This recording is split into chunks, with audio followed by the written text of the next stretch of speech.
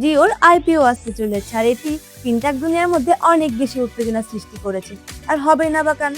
যে কোম্পানি মাত্র 10 বছরে ভারতবর্ষকে এতটা ডিজিটাল ভাবে এগিয়ে নিয়ে গিয়েছে এবং বর্তমানে এআই টেকনোলজির মাধ্যমে লিড করেছে, আর এমন জায়গায় ইনভেস্ট করতে কে না চাইবে। তাই প্রত্যেকটা জিও ইউজার চাইছে ইনভেস্টর হতে।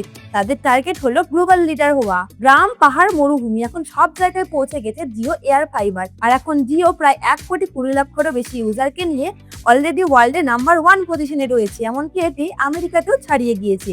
এখন ভারতে বিশ্বের সব থেকে সস্তা ডাটা পাওয়া যায় জিওর জন্যই, যার দাম আগে ছিল প্রতি জিবি 280 টাকা পর্যন্ত, কিন্তু বর্তমানে তার দাম হয়েছে মাত্র 8 টাকা।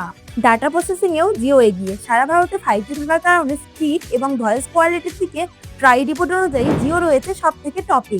ফ্রি বেনিফিটের দিক থেকেও জিও এগিয়ে। এআই ক্লাসরুম, ক্লাউড স্টোরেজ এবং 35,000 টাকারও বেশি জেমিনাই সাবস্ক্রিপশন জিও দিচ্ছে একদম বিনামূল্যে। জিওর আইপিও যতটা কাছে আসছে, ইনভেস্টররাও ততটা রেডি হচ্ছে। এর আগে যেমন হয়েছিল গুগল এবং মেটার সময়, এমনকি ব্যাংকগুলোও ফি কমিয়ে দিয়েছে, কারণ প্রত্যেকে চায় জিওর ফিউচার গ্রোথে অংশ হতে।